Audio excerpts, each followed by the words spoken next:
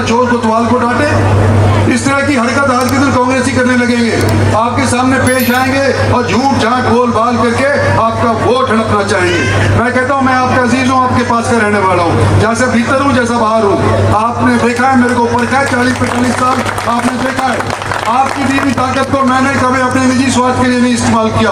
वो करा हो तो मैंने कोई पेट्रोल पंप लगाया हो तो मैंने कोई अपने बच्चे को नौकरी लगवाई हो तो आज के जहां पर भी मैं हूं आप लोगों के सहयोग की वजह से हूं।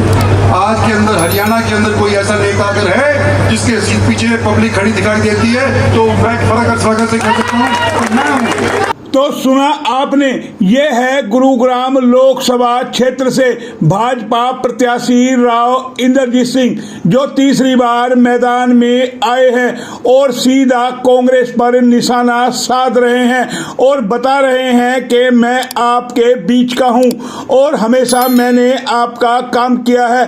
40-45 साल की राजनीति में मैंने कभी अपना निजी फायदा नहीं किया है। इसी कड़ी में भाजपा प्रत्याशी राव इंद्रजीत सिंह ने शनिवार को अपना धुआंधार प्रचार शुरू किया और इस प्रचार के दौरान वो मंदिर भी गए और माथा भी टेका भगवान के आगे। ये तस्वीरें हम आपको दिखा रहे हैं किस तरीके से उनकी जनसभाओं में लोगों का हुजूम उमड़ रहा है। लोग उनसे मिलने को आतुर है, उनका स्वागत करने को आतुर है। लोग उनकी जनसभाओं में लंबा इंतजार भी कर रहे हैं, लेकिन राव ज्यादा देर न करा करके समय पे अपने चुनाव प्रचार में पहुंच रहे हैं और किस तरीके से उनका भव्य स्वागत हो रहा है। कहें कि कोई पगड़ी पहना करके स्वागत कर रहा है, कोई माला पहना करके स्वागत कर रहा है, तो कोई पुष्प गुच्छा दे करके स्वागत कर रहा है। तो ये तस्वीरें हम आपको दिखा रहे हैं भाजपा प्रत्याशी राव इंद्रजीत सिंह के चुनाव प्रचार की, किस तरीके से शनिवार को उन्होंने अपना चुनावी प्रचार धुआंधार तरीके से किया, जहां उनकी जनसभाओं में किस तरीके से लोगों की भीड़ आ रही है और राव को सुन रही है। पहले सुनते हैं राव अपने संबोधन में क्या कुछ कह रहे हैं। साथियों, आज हम आपसे वोट मांगने आए हैं क्योंकि हमने काम किया है। 2 बार भारतीय जनता पार्टी की सरकार आप लोगों ने बनाई, देश में बनाई, और हरियाणा में भी 5 साल भारतीय जनता पार्टी ने शासन किया। आप याद करो कि देश का 14 से पहले क्या हाल था। अनेक पार्टियां कुल मिलाकर के एक सरकार बनाती थी जिसके अंदर एक बार तो मैं भी मंत्री था, और मुझे याद है कि किस तरह से खींचातान होती थी।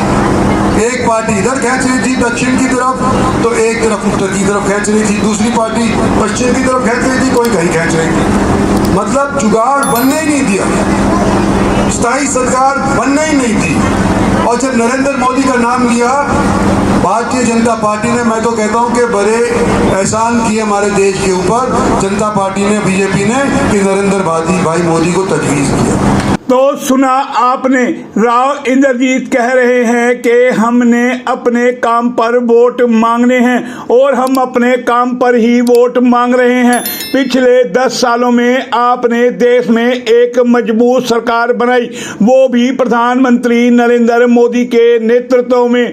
इससे पहले जो सरकारें बनती थी और उस सरकार में एक बार उन्होंने जिक्र किया कि मैं भी मंत्री था, तो किस तरीके से वहां पर खींचातान होती थी। ये हमने आपको सुनाया राव का संबोधन कि राव किस तरीके से कांग्रेस पर निशाना साध रहे हैं। इसकी बड़ी वजह है कांग्रेस ने अपना प्रत्याशी गुरुग्राम लोकसभा क्षेत्र से बनाया है राज बब्बर को, जो लगातार राव को निशाने पर लिए हुए है। ऐसे में राव की भी जिम्मेदारी बन जाती है कि कांग्रेस पार्टी को उनके सवालों के जवाब दिए जाए, आरोपों का जवाब मंच से दिया जाए। तो राव भी बरोबर का जवाब दे रहे हैं। मीडिया से बात करते हुए राव क्या कुछ कह रहे हैं, पहले एक बार वो भी सुन लेते हैं। टाइम से पहले रुझान अच्छा था, अब बहुत अच्छा हो गया। मैं समझता हूँ जिस गांव में भी मैं गया हूँ 36 बिरादरी के लोग आज के दिन को सराहने हैं। आने वाले समय के अंदर मैं जीतूंगा, भारी बहुमत से जीतूंगा, ये मेरी उम्मीद। देखो, अरविंद केजरीवाल को कोर्ट ने, सुप्रीम कोर्ट ने जमानत दी है खिलाफ हम कुछ कहना नहीं चाहते, लेकिन सिर्फ जमानत अभी इलेक्शन के दौरान की है कि प्रजातंत्र हमारे देश के अंदर कायम रहे, उस तौर के ऊपर शायद सुप्रीम कोर्ट ने ये फैसला लिया था। 15 दिन के बाद जब 1 तारीख आ जाएगी उसके बाद दोबारा जेल जाना पड़ेगा, लेकिन फिलहाल तो उन्होंने इसीलिए छोड़ा है ना कि प्रजातंत्र हमारे देश में कायम रहे। राजघराने का आज के दिन बड़ी भाषा ही चेंज हो गई।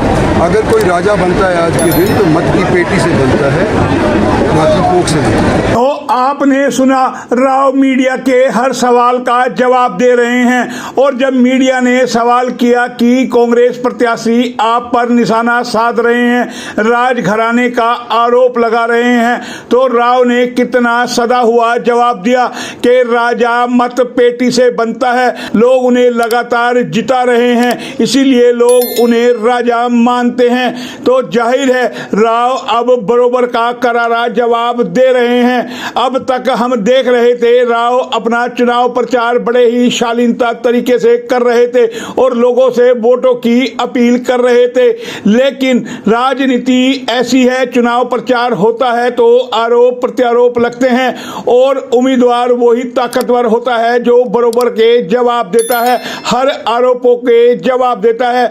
और ऐसे में राव इंद्रजीत सिंह भी वही कर रहे हैं, क्योंकि राव ने इससे पहले कोई ऐसे बयान नहीं दिए। हमेशा कहा था कि बरोबर का उम्मीदवार को कमजोर ना समझे, किसी भी तरीके से कमजोर ना समझे, और अपने कार्यकर्ताओं को एक संदेश दिया था कि आप अपना चुनाव मजबूती से लड़े और डट करके खड़े हो जाएं।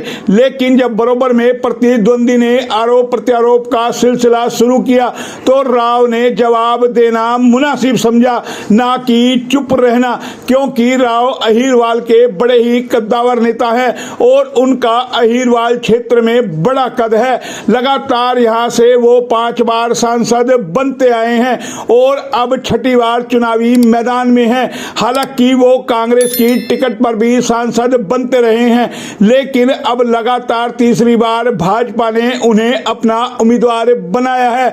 तो जाहिर है मुकाबला कांटे का है और राव का जिस तरीके का चुनाव प्रचार चल रहा है और जिस तरीके से लोग उनको सुनने आ रहे हैं, उनकी जनसभाओं में आ रहे हैं, उससे हवा के रुख को भांपा जा सकता है कि राव को मात देना इतना आसान नहीं होगा, क्योंकि इलाके की जनता हमेशा राव के साथ रही है, बार बार राव को जिताती रही है।